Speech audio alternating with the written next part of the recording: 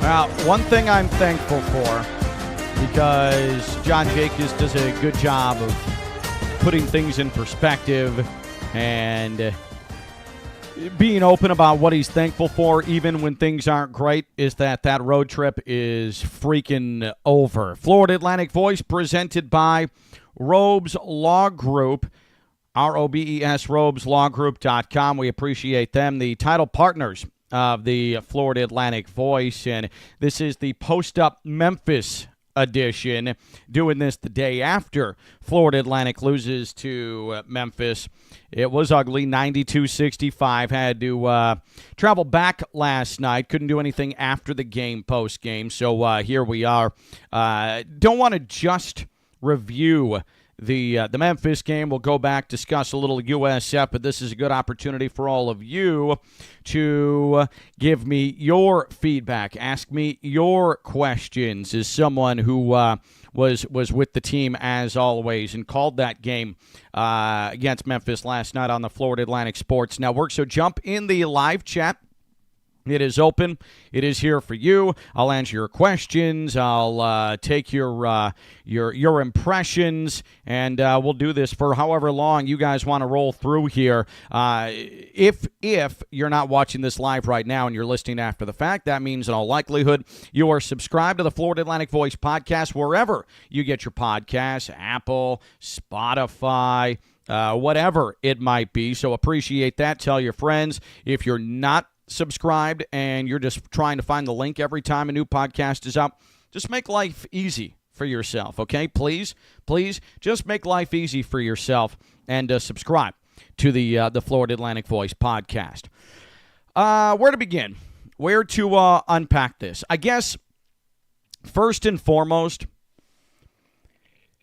conference season comes at you fast, and just when you think things are going great in conference season, things can start to deteriorate a little bit, and I think that's what we're experiencing right now with FAU. Now, it was super fun last week seeing all of the mock brackets, all of the prognosticators, all the bracketologists putting that FAU Owlhead logo on all of their forecasts here, and I'll admit, I love seeing that stuff. It makes you feel something. It gets your juices flowing. It feels good. But here's also the reality of it. We are not even into the month of February. So all those things are great, but it's more cosmetic than anything, because especially in this conference in 2025, 2026, nothing's going to be easy. Nothing's going to be a cakewalk. Nobody's going to run away with this thing, and there was going to be some resistance at some point, despite a 6-1 start for Florida Atlantic in this conference season. And I had told you on this podcast, and I had told you on the Florida Atlantic Sports Network over and over and over and over again that this stretch right here, that included home against Wichita State, that included Wichita at Temple, that included Tulane coming to Boca, and then these two road games at USF and at Memphis. I told you, I said that, hey, if you can come out of that at 3-2, all right, you're in a decent spot now. You have positioned yourself through the midway point of the conference season where you can really make a run at this thing. Now that you're 6-3, and okay, now they've dropped to fourth in the conference after being at the top of the league last week. All right, you went from one game up in the loss column atop the league to one game behind a multiple team tie at the top of the league. So those 5 games, if you could come out of it 3-2, that's a win. 4-1, that's absurd. And 5-0, my goodness, you might be able to walk away with this league. But it's clear nobody's going to walk away with this league. As far as I am concerned, and I'm not trying to put some sunshiny, rainbow-laden, unicorn-filled, puppy-kissing positivity on this that's not genuine. that is manufactured, I really think come out of this 3-2, you're fine. You're fine. You at a 20-6 run in the second half, you are on the wrong end of against USF, and Florida Atlantic did not rebound, especially on the defensive side. There's a reason that USF is one of the best offensive rebounding teams in the entire sport, and a lot of that is Isaiah Nelson, who is a freak of nature, USF's big man. John Jacobs calls him the most important player in the conference, and I could not agree more. I mean, that dude is impossibly long. That dude is impossibly tough. He has an impossibly endless motor, and Florida Atlantic didn't account enough for him. There weren't enough bodies into him, and he ate FAU up, and he was a big reason for that 20-6 run. USF got some three-point shooting going in the second half.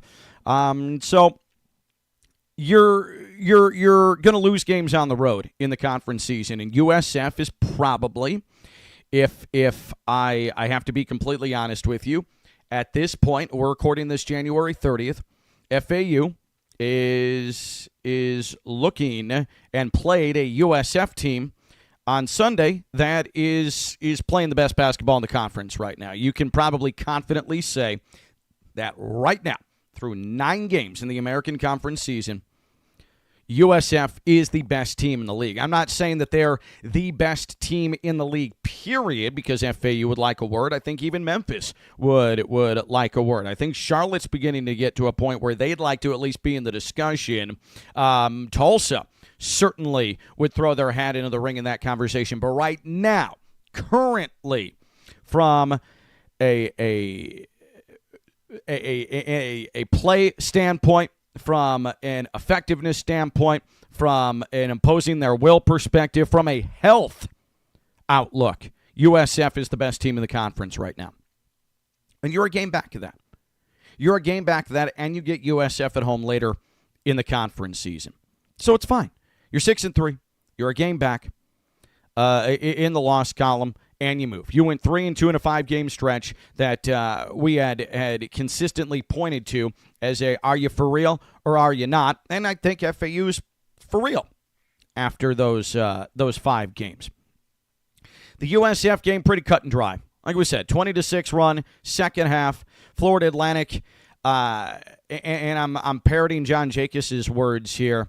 Florida Atlantic had a chance to really deliver some punches, some knockout blows to USF in that first half, and John Jacobs said it looked like USF was waiting for it, but despite some body blows, despite some jabs, that knockout punch never really came, and then USF was able to make some adjustments at halftime, and they really, really pounded the boards. FAU got into some foul trouble, and that's been a little bit of a disturbing personality trait that this team has taken on, is the foul trouble right now. Whether it's Devin Williams, whether it's the center behind him, Maxim Logue, whether it's Devin Vanterpool, whether it's Kanaan Carlyle, that's actually been a pretty consistent occurrence over the last 4 or 5 games or so, and you would hope that maybe that can be curbed a bit, because teams are certainly now just trying to force feed their way down low, trying to put shoulders down, put bodies into interior defenders, and earn a whistle. That's been a little bit of the game plan against Florida Atlantic here over the last 2 weeks, and probably change. 2 weeks and change. But again, there's not a ton of shame in losing at USF the way that USF is playing right now. Then there's last night against Memphis. And if you're on social media, I know that it can be annoying and it can be overwhelming, because Memphis, the FedEx Tigers, the best team that FedEx can buy, they are, quotes from players, quotes from Penny Hardaway, it is clear they're going to try and use this blowout win over mighty Florida Atlantic as a catalyst to turn their season around. And it's how quickly things can change. Memphis, 4 days ago, fans were ready to run Penny Hardaway out the door, ready to fire Penny Hardaway after an inexcusable collapse in the final 8 minutes, outscored 26-4 at Tulsa, and then going to Wichita State and starting the game down 31-11. Memphis looked down and out. Memphis, though, they walked into a really, really ideal situation last night because, and I have been doing this for this will be 18 full years. Whenever this season ends, it'll be 18 years in the books for me. I do not ever remember at any point, no matter who the coach was, Rex Walters, Mike Jarvis, Michael Curry, Dusty May, now John Jacobs, I never can recall a game where Florida Atlantic's top 2 scorers didn't play in the same game. Both were out. I've never experienced that before. And, well, the result and the scoreboard showed it last night. So the FedEx Tigers can be as excited as they want, and the official Memphis basketball account can troll FAU all it wants, and they have done that on Twitter in response to Florida Atlantic's outstanding trolling of Penny Hardaway, who was too fixated on the size of FAU's gym leading into that Memphis matchup, apparently to have a team that really was able to match the energy of Florida Atlantic. FAU, an outstanding social media post with Lil Penny from back in the day. The response has come from Memphis today. But Memphis beat a team last night in Florida Atlantic that was basically at half power. I've never seen that before in my time at FAU. Your leading scorer, Devin Vanterpool, out. Flew. Your second leading scorer and your starting point guard, Kanaan Carlyle, out. Calf. And we'll do some particulars here in a moment, but here's what Florida Atlantic was missing in the loss to Memphis from a production standpoint, okay? So again, leading scorer, out. Second leading scorer, out. FAU going into Memphis, a team that was desperate, or else the season completely craters. The season falls deep into the depths of the Earth's crust. A loss last night in Memphis' season is done.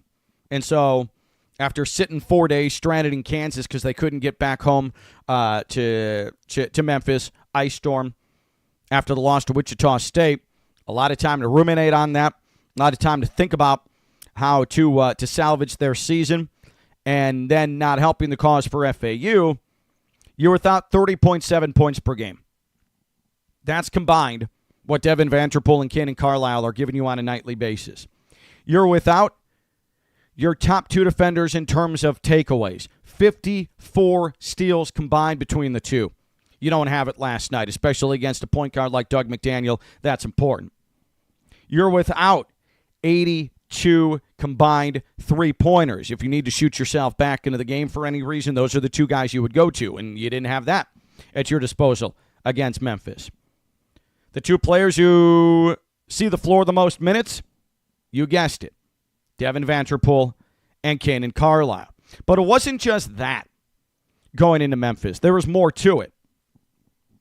Devin Williams, one of the nation's best shot blockers, Florida Atlantic starting center, he spent every day this week leading into the game against Memphis unable to keep any food down, vomiting consistently. Devin Williams, who's already not the most broad of college basketball players, not the thickest of stature, he lost 10 freaking pounds this week because he vomited it all away. So nothing in his system to hydrate it. In fact, Wednesday was the first day this week, the day before the game, that Devin Williams was even able to keep food down. That matters, right? Like that absolutely matters. And then Maxim Logue comes up with a right ankle injury. In the warm-ups, I didn't see anything earlier in the day that would have suggested that Maxim was battling something with his ankle, but it certainly was an issue prior to tip and certainly was an issue in the game, which is why Logue probably could have logged heavier minutes in the game against Memphis if the game was more competitive in the final 15 minutes or so. But that was a heavy wrap high up near his calf area. It went from ankle to calf, and it was a pretty appreciable limp from Maxim Logue, just kind of spending some time with him and seeing him after the game. So Florida Atlantic, you could really not be more shorthanded from a perspective of these are the guys who truly make this team go, and you either don't have them or you have a significantly diminished version of them. And I know it sounds like I'm making excuses, but yeah, I'm making excuses. And so I think it's easy to flush Memphis, but I think there's got to be a conversation now going forward. How does this coaching staff navigate it? Because this is going to be extremely tricky. Florida Atlantic last night with the elements they had on the floor, just unable to account for dribble penetration. I mean, it was a red carpet to the rim most of the night. 50 points in the paint for Memphis. And an awful lot of that was just straight line drives. It was a quick start for Aaron Bradshaw. And you had some ball handlers like Sincere Parker able to get in the lane and hit some mid-range stuff near the elbow. But it was a lot of Doug McDaniel. It was a lot of Parker getting down the lane and to the rim. A lot of tough finishes. Memphis was able to get to fall that did not in Boca the first time around. But cutting that off has got to be better. And I think what you saw last night is, yeah, there's depth on this team. And there's a lot of talent on this FAU team. But abundantly clear last night, exposed pretty openly the impact that Devin Vanterpool and Kanaan Carlyle not only have offensively, that goes without any further explanation needed. Those guys are needed offensively, especially Kanaan Carlyle. Like, I think Kanaan Carlyle, it showed brightly last night that he is the true unadulterated engine to this entire FAU offense in terms of how he organizes it, how the ball is distributed, being able to consistently get in a flow from three, that unstoppable elbow free throw line mid-range jumper. I mean, he just has the entire package, just Kanaan Carlyle. And when you don't have that, it makes life difficult. And you remember the UCF game where Devin Vanterpool didn't play, but Kanaan Carlyle was absolutely doing his part and then some offensively, and Florida Atlantic almost upset UCF. Then on the other side of the coin, defensively, you saw what those two players mean, but more specifically, because, yes, Kanaan Carlyle is very disruptive, and he did a wonderful job isolating Giles in that blowout win over Wichita State. Giles, who had come off of a 33-point game against North Texas, three-point maestro, got 5 shots in the game, only 1 3, was 1 of 5 overall. But it really, really stood out last night just how linchpin Devin Vanterpool is defensively. Without Devin Vanterpool, who in my opinion is the best two-way player in the American, and I think is the most versatile defender in the American, he's the best on-ball defender, and he protects the rim, and he's dynamic, and he's strong, and I think he's the defensive player of the year to this point in the American Conference season. I don't know if he'll have enough numbers to win Defensive Player of the Year because a lot of voters for these type of superlative postseason honors, all they do is look at numbers as opposed to using their eyes because they are too lazy to actually do the proper due diligence on what they're voting for postseason, but I digress. What you saw last night defensively was no Devin Vanterpool, and what happens when you don't have Devin Vanterpool. So it was tough. You have your two most important defensive pieces at the perimeter, not available. You have your two leading scorers, not available. You have your two leading assist men, not available. You have your two biggest volume three-point shooters, not available. You have the two players who play the most minutes, not available. And then, your nationally elite shot blocker is down 10 pounds and fighting dehydration after 72 hours of stomach flu. All right? So toss that. Throw it out the window. It happened. It sucks. It really sucks to lose to FedEx. And they are going to try and use that as their rallying cry now. But we don't play them again until the American Conference Tournament. So no more worrying about FedEx. Let's talk about the next two games. FAU desperately needs their bye week. But it doesn't come until next weekend. And so last night against Memphis, you didn't have Devin Vanterpool. You didn't have Kanaan Carlyle. Again, offensively, big. Defensively, maybe more significant because Doug McDaniel able to just run wild and do whatever he wanted. He is so good. Oh, that guy is talented when he gets going. FAU did a wonderful job in Boca against Doug McDaniel. FAU last night did a really good job on Aaron Bradshaw. Got off to a quick start, then did nothing. But then it was the Doug McDaniel quandary, and he tore up FAU's perimeter defense. Okay? So that poses the question, what do you do now? You have East Carolina on Sunday.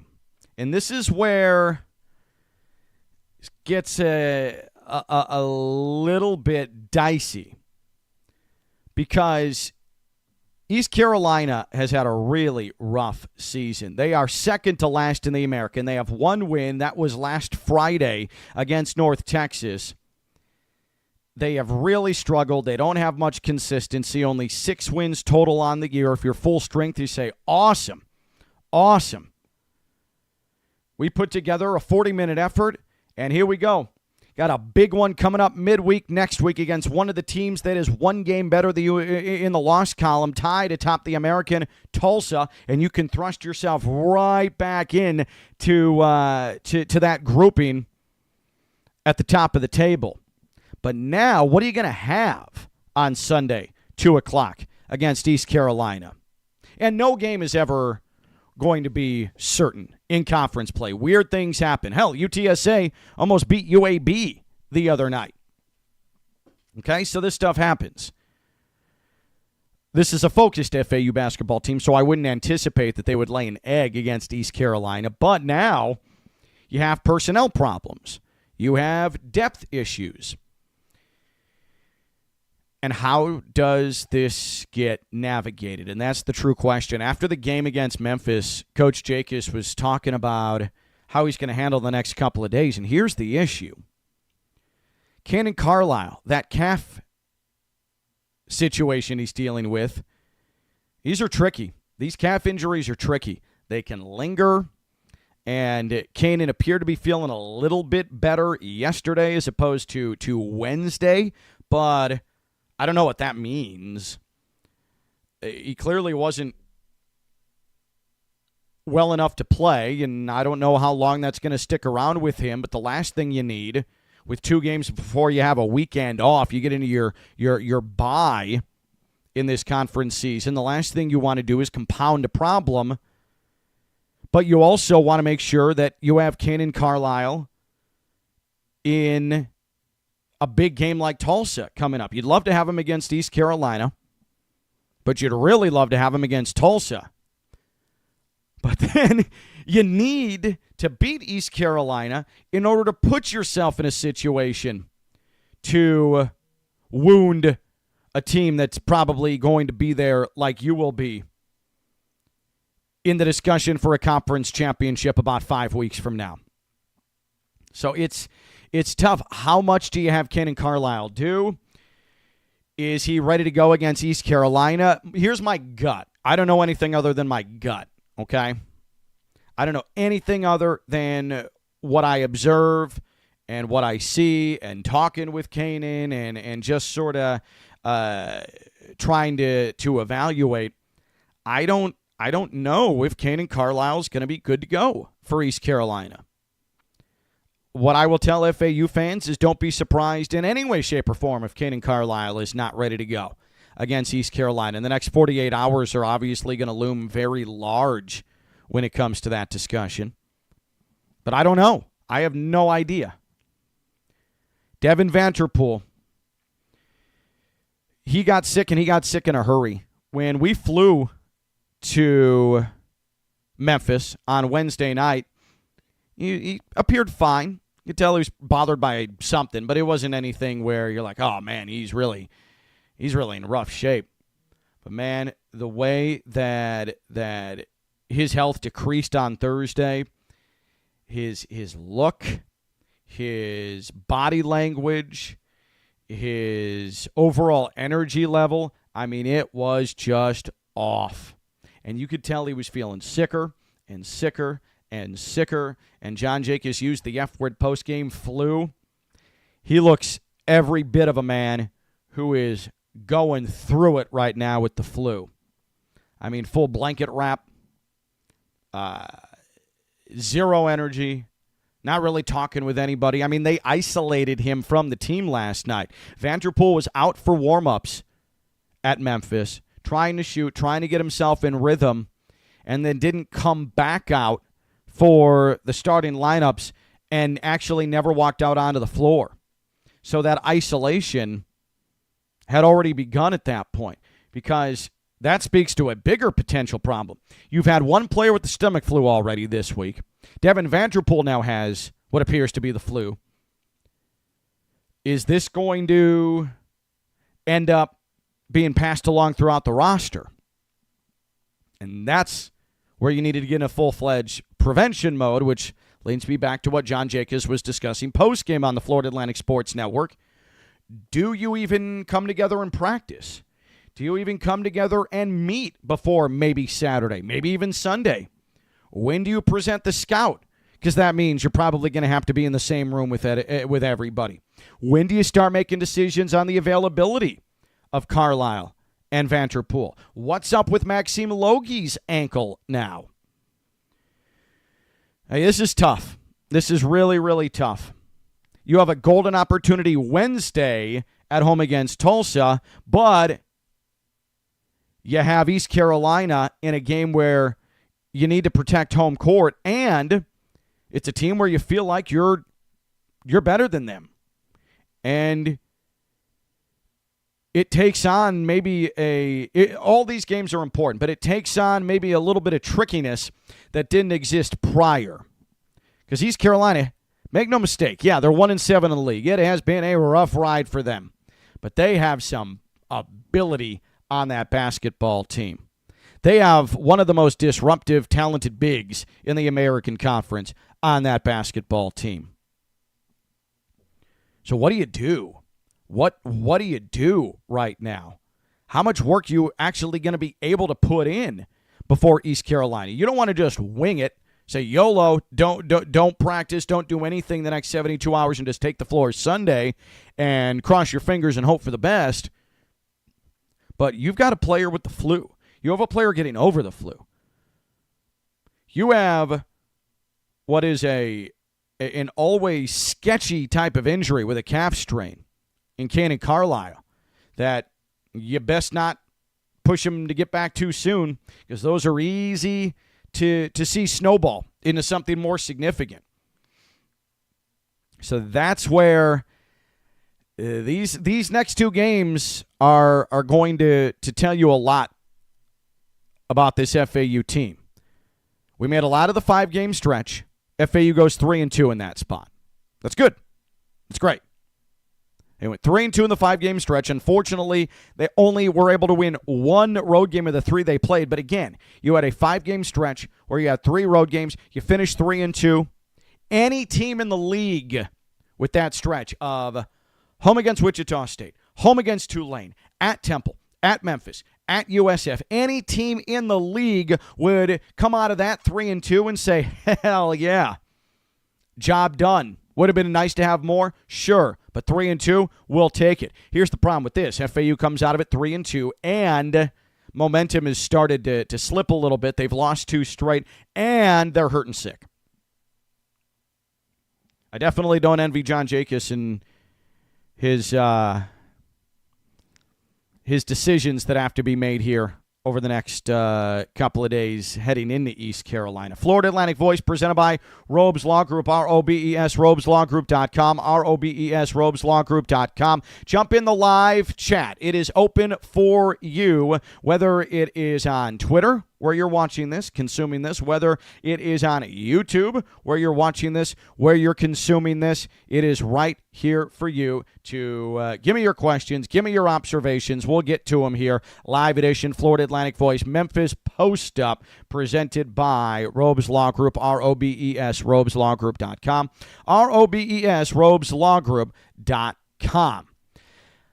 What about some players last night who saw, and these were some funky rotations that John Jacobs was having a joystick out there because of the lack of depth. I would dare say that knowing that Kanaan Carlyle and Devin Vanterpool weren't going to be able to play would have been much more advantageous to know Wednesday morning, even Wednesday night, as opposed to when things really came to light and really became clear, probably in Kanaan Carlyle's case about an hour and a half before tip-off, and in Devin Vanterpool's case about 15 minutes before tip-off. Because all of a sudden it's a mad scramble. Who do we start? And it was Max Langenfeld, a starter for Devin Vanterpool, first start of his college career, Langenfeld. And it was Nico Moretti for Kanaan Carlyle. Now that one's easy to plug in. But again, you're losing a lot offensively and you're losing some significance defensively on the ball with Moretti starting for Kanaan Carlyle. But again, we saw with Devin Vanterpool out against UCF, Nico Moretti was fantastic. And he was a steadying, legitimate producer in that game. A total leader on the floor. But it would have been easier beforehand to be able to maybe figure out what some effective rotations could be. Maybe defensively, do you try to alter that approach? Maybe find some time for zone. It would have been more helpful. That's my point. It would have been more helpful if you had about 24 hours notice, 18 hours notice, 12 hours notice that you weren't going to have Carlyle and you weren't going to have Vanterpool. What I'll say, it was definitely always going to be a toss-up with Kanaan Carlyle. The Devin Vanterpool situation, just because of how swiftly his physical capabilities diminished, that one was a little bit blindsiding. He tried. He really tried to grind it out to Devin Vanterpool, but it's why. Just the way he looked, the way he was feeling coming back home last night from Memphis. I just don't be jaw-dropped if he's not available Sunday against East Carolina. I mean, I'm telling you, he looked that rough battling that bug that he's battling right now. You were able to get a lot of minutes for Max Langenfeld, 15 of them. That is the most he has had in an FAU uniform.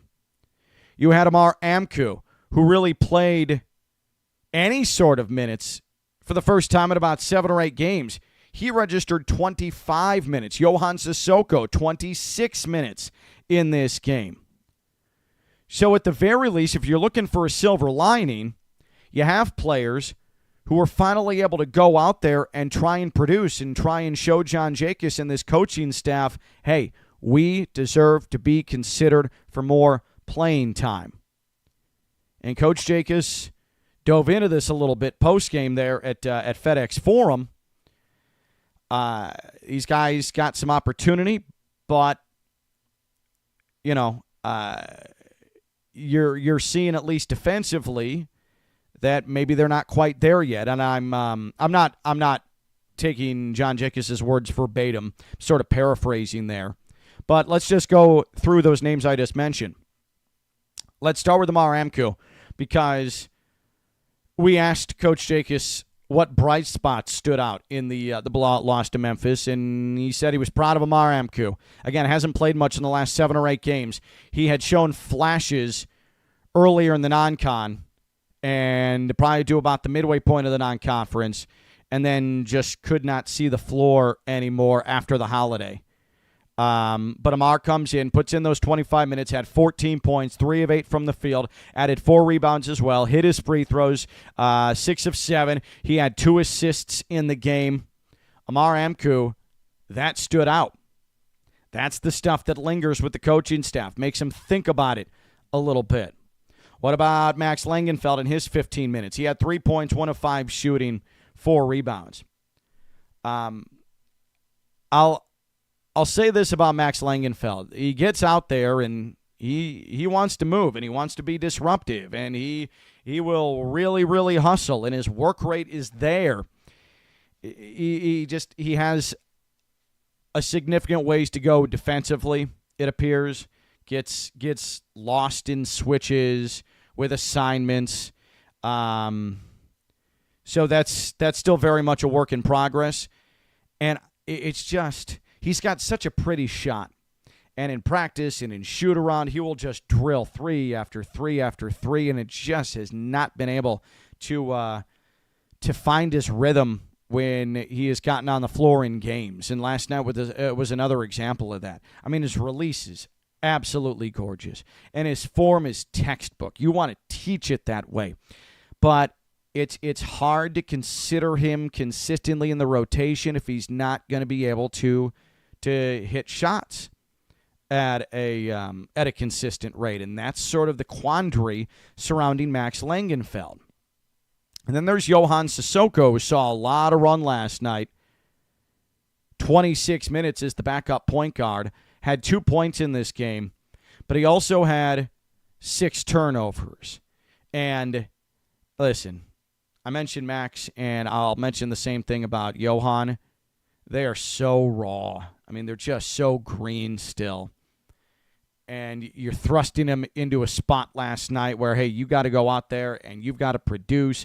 You need to keep it reined in. But Memphis, with all that individual talent, not necessarily a great opponent to be tossed into and to have to execute assignments. I mean, Doug McDaniel, there's a reason he was at Michigan and then Kansas State. He is a really impossible 1v1 matchup. Same thing with Aaron Bradshaw. There's a reason he was at Kentucky and then Ohio State and is now at Memphis. Same story for a highly touted transfer in Sincere Parker. Quante Berry. These are tough matchups. And Johan, similar issues to Max, I think, defensively, but more so on offense last night. Johan Sissoko was just uncertain where he needed to go with the ball. Uncertain where he needed to go with the possession as a whole.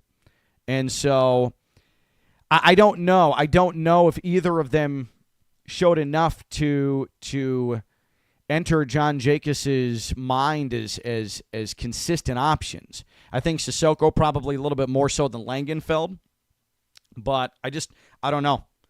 Golden opportunities, and it just felt like the only clear player is Amar Amku, who made a significant impression last night in the loss to Memphis. Nate, or Enkhorst, I should say, messages in the live chat. I'm feeling a Langenfeld legacy game Sunday if Vanterpool, Carlyle are a no-go once again, and if this starting group can gel enough. He has a beautiful jumper, as you said. He does. It's textbook. It's gorgeous. I could watch it over and over and over. It's a big serotonin boost if you're a basketball freak. I don't know how Sunday's going to look. I think the plan for Devin Williams is going to be carbs and protein, carbs and protein, carbs and protein. Get that man some pasta. Get that man some protein shakes Load him up. It's got to. Devin Williams is going to have to be like an MMA fighter who has just a hellacious cut to make weight before he enters the octagon on a Saturday night.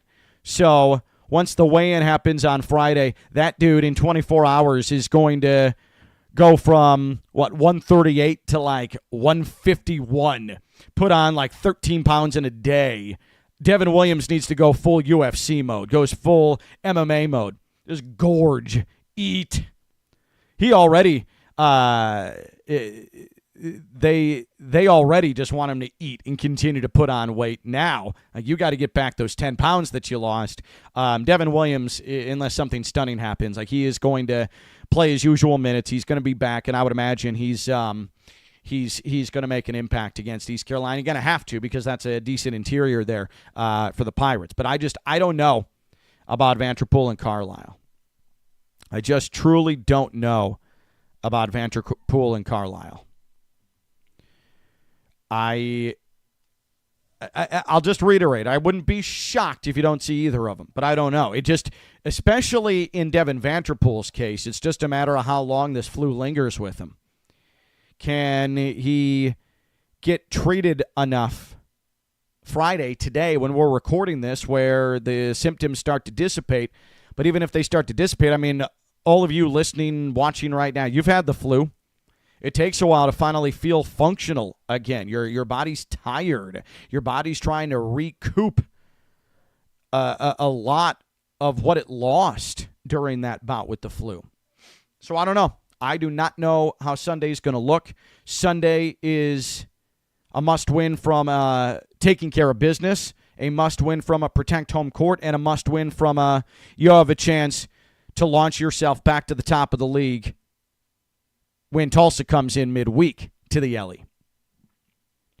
But there are definitely some personnel concerns going into Sunday. There's no doubt about that.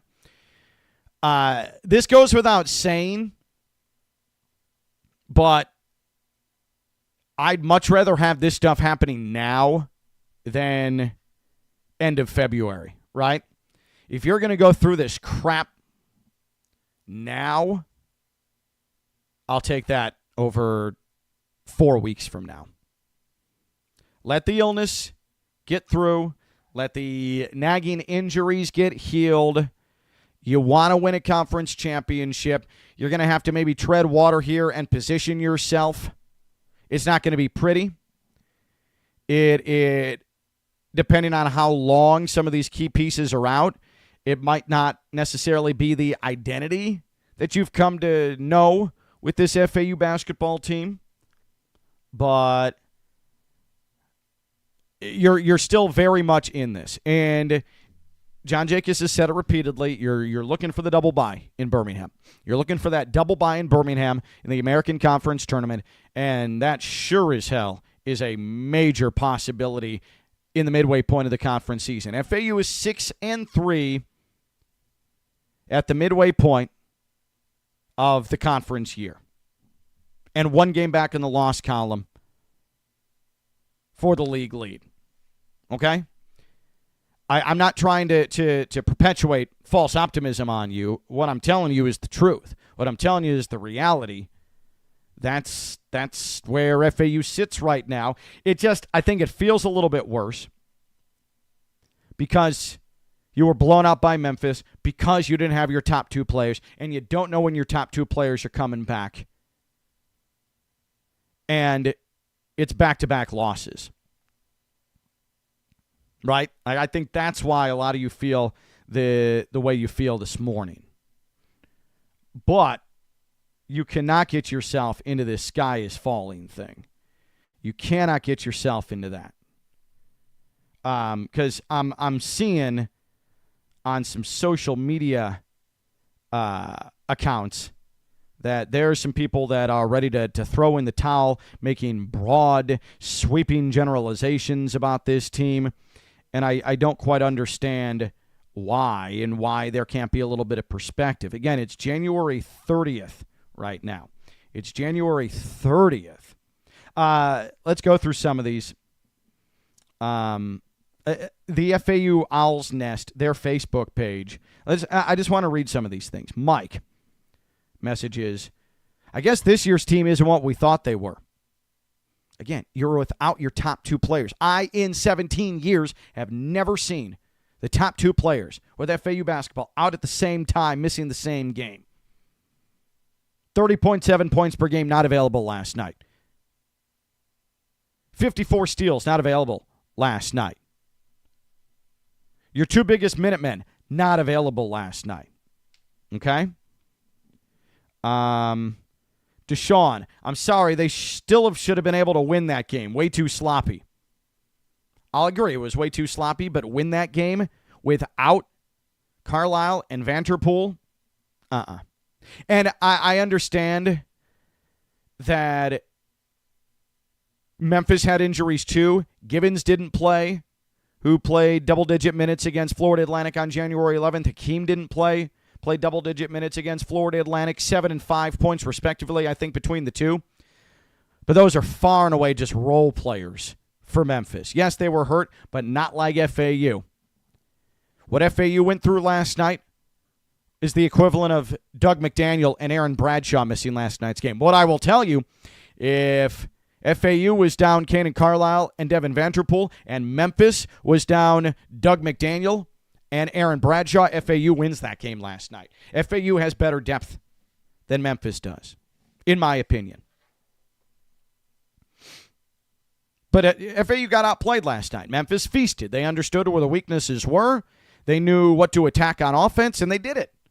They picked on FAU's significantly diminished perimeter defense especially, and good on Penny, good on Memphis. That was the right thing to do.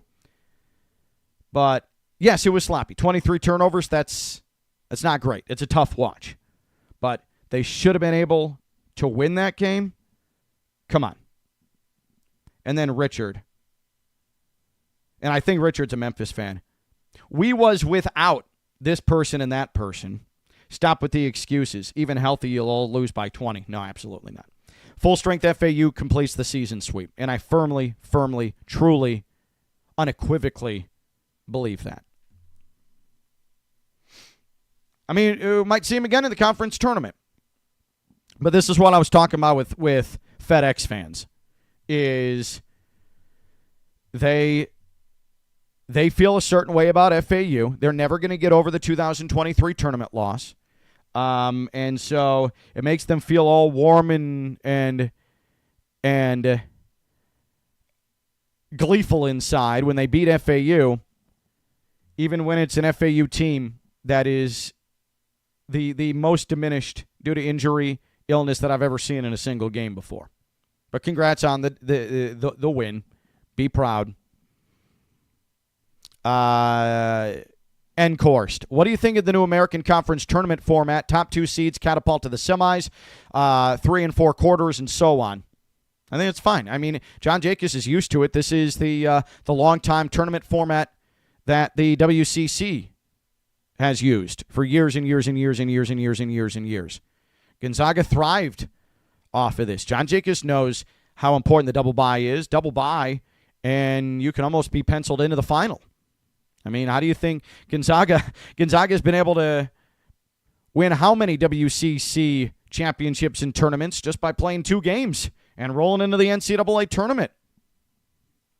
Yeah, and John Jacobs no stranger to that. The Sun Belt uses the same format, so I think it's fine. And it really, it's the antithesis of what we see with college football, where conference championships just don't matter anymore. Conferences solely exist to set up a schedule. Conference titles don't matter, and they sure as hell don't matter at the group of 6 level. But in college basketball, they do matter, and you get rewarded for having a great regular season by entering your conference tournament, needing only to play 80 minutes of good basketball to go to the NCAA tournament if you're a top 2 seed. So I think the format's great.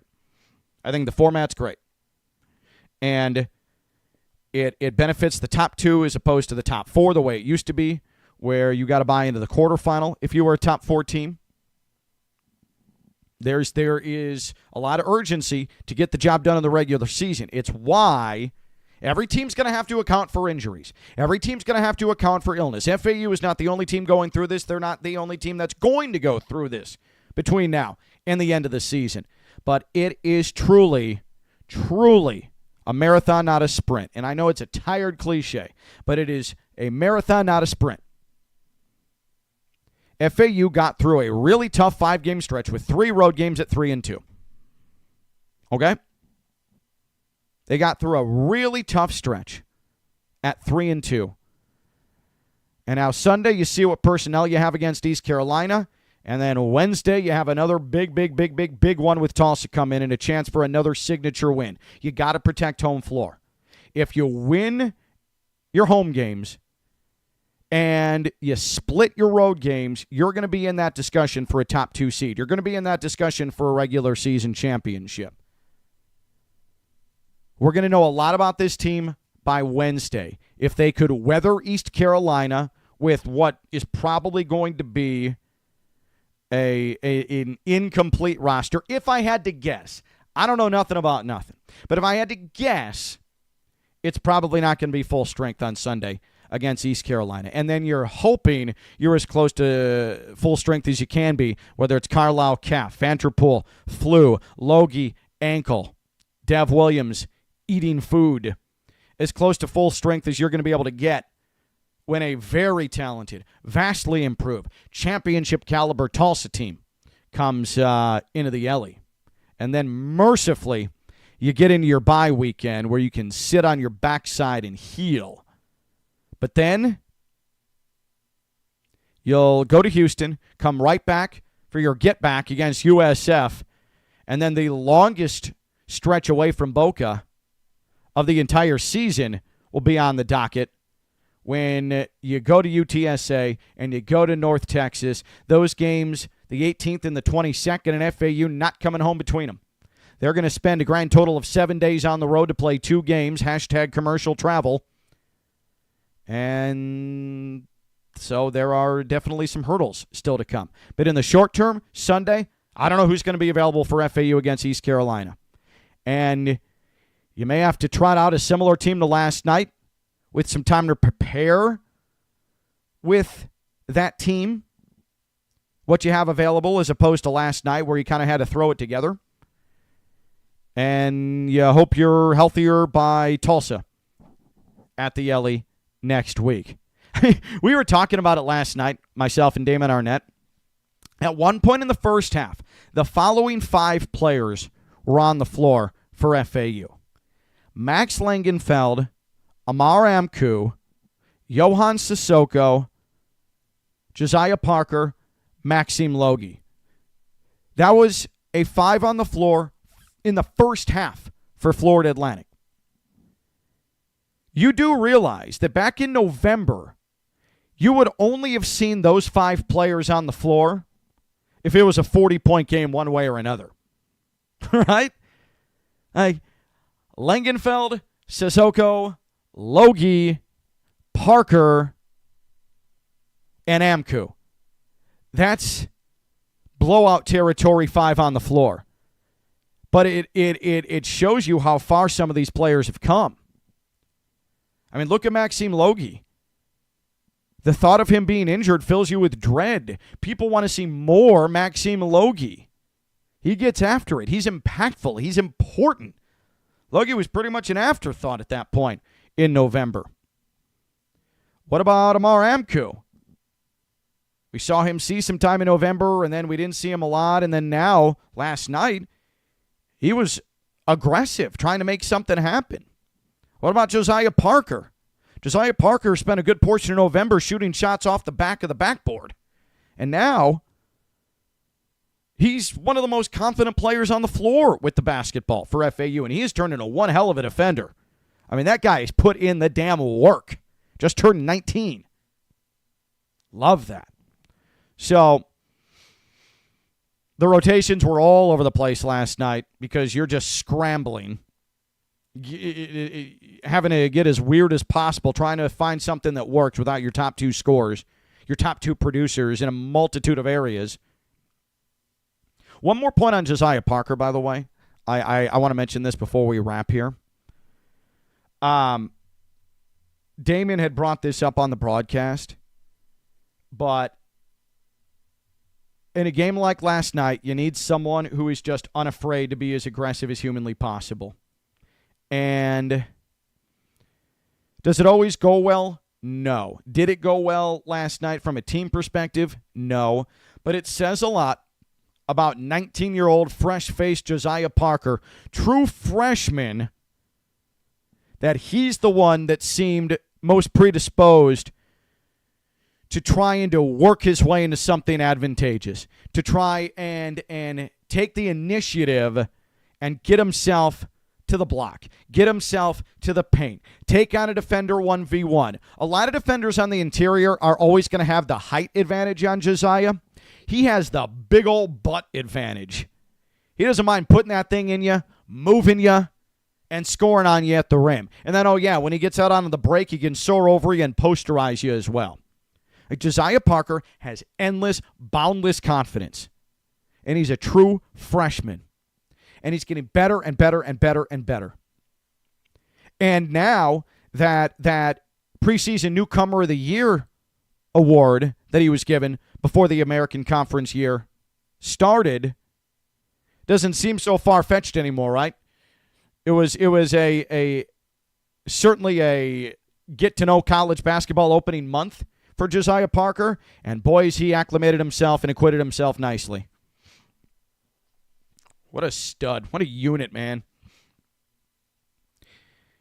And his touch around the rim, which is still a little bit of hit or miss. It's more hit than miss, but it certainly could be better. But that's only going to improve. And his defense, which has made leaps and bounds improvement, is only going to improve. And his ability to bang underneath and alter shots and rebound, that's only going to improve. And you see those things every single game now with Josiah Parker. So the Memphis game sucked. The road trip sucked. You were outplayed by USF in the second half. They're the best team in the league right now. I'll just say it. You went to Memphis, and you really never stood a chance. Maybe if FAU was able to get it 36 hours or even 24 hours or so, understanding what the personnel was going to be or lack thereof, things might have been a little bit different, but that was a really, really tough spot for this coaching staff. A pretty impossible spot for this coaching staff. But again, you went 3-2 in an exceedingly tough 5-game stretch. Win. You're 6-3 at the midway point, 1 game back of the top of the American in the loss column. Win. You have a team coming in Sunday that is second to last in the league, and now you have some time to prepare for them. Even if you don't get your big-time players back, you can at least X and O your way into that, feeling a little bit better about your chances than last-second changes needing to be made with that conglomeration of talent that FedEx has. And then you have a golden opportunity to throw your name right back into that big group at the top of the league with Tulsa coming in to the Ellie next week. Okay? So that'll wrap it for us here on the Florida Atlantic Voice. Thank you for hanging out. Appreciate you doing this on the fly. Couldn't do the post-up yesterday because I had to fly back to South Florida.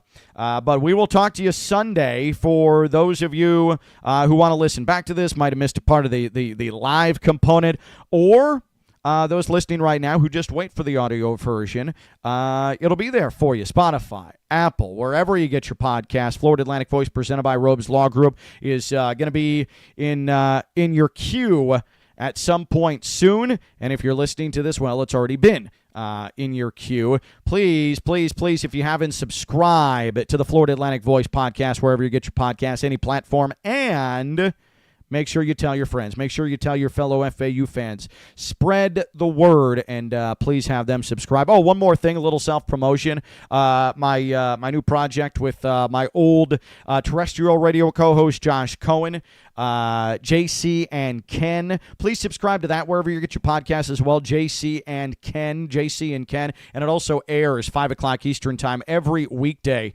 on Fox Sports 640 AM, which is also the flagship station for Florida Atlantic football and basketball. So please do that if you could.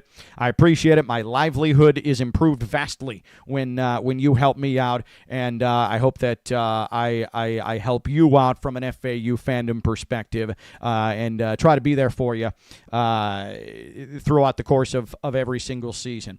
Thanks for watching. Thanks for listening, and we'll talk to you Sunday after the game against East Carolina. Player availability unknown for Florida Atlantic. We'll leave it at that. I'm Ken LaVicka. This has been the Florida Atlantic Voice Podcast presented by Robes Law Group. Bye-bye.